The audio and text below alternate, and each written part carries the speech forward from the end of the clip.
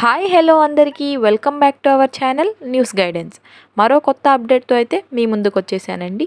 ఆ అప్డేట్ ఏమిటి అని మనం తెలుసుకున్నట్లయితే ఆంధ్రప్రదేశ్ రాష్ట్ర వ్యాప్తంగా ఎవరైతే రేషన్ కార్డును కలిగి ఉన్నారో వారికి సంబంధించి ప్రభుత్వం కీలక ప్రకటన చేసిందండి.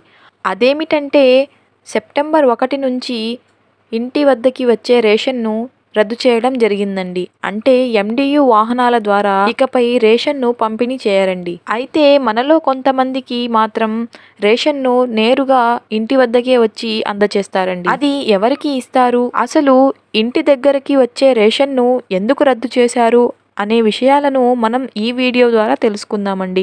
ఇక మన ఛానల్ను మొదటిసారిగా చూస్తూ ఉన్నట్లయితే ప్లీజ్ లైక్ చేసి షేర్ చేసి సబ్స్క్రైబ్ చేసుకోండి. మరి లేట్ చేయకుండా టాపిక్లోకి అయితే వచ్చేద్దామండి. అయితే గత ప్రభుత్వంలో నేరుగా ఇంటి వద్దకే రేషన్ను అందజేస్తాము అని చెప్పి రేషన్కు సంబంధించిన వాహనాన్ని వీధి చివరన ఆపి అందజేస్తున్న నేపథ్యంలో వృద్ధులు మరియు వికలాంగులు మరియు దీర్ఘకాలిక రోగులు దీనికి సంబంధించి చాలా ఇబ్బందులనైతే ఎదుర్కొంటున్నారని ప్రభుత్వానికి ఫిర్యాదు చేసిన ఎడల ప్రభుత్వం రేషన్దారులకు సంబంధించి కీలక ప్రకటన అయితే చేసిందండి. అదేమిటంటే రేషన్ను ఎండియు వాహనాల ద్వారా కాకుండా వచ్చే నెల అనగా సెప్టెంబర్ 1 నుండి అయితే వృద్ధులకు మరియు దీర్ఘకాలిక రోగులకు దానితో పాటు వికలాంగులకు నేరుగా ఇంటి వద్దకే రేషన్ను అందచేయనున్నారు. ఇక మిగిలిన వారికి రేషన్ దుకాణం ద్వారా పంపిణీ చేయనుందండి ప్రభుత్వం. ఇక దీనితో పాటు సెప్టెంబర్ 1 నుండి ఉచితంగా 5 రకాల సరుకులనైతే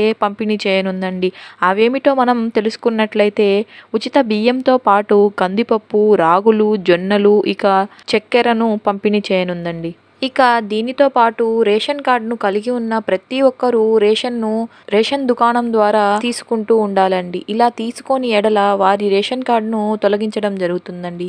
ఇక దీనితో పాటు రేషన్ బియ్యాన్ని దుకాణదారుల విక్రయాలు గాని చేసినట్లయితే వారి యొక్క కార్డును కూడా రద్దు చేస్తారండి. సో ఇదండి ఈరోజు సమాచారం. ఈ సమాచారం కానీ మీకు ఉపయోగపడినట్లయితే please do like, share and subscribe to my channel. Thank you.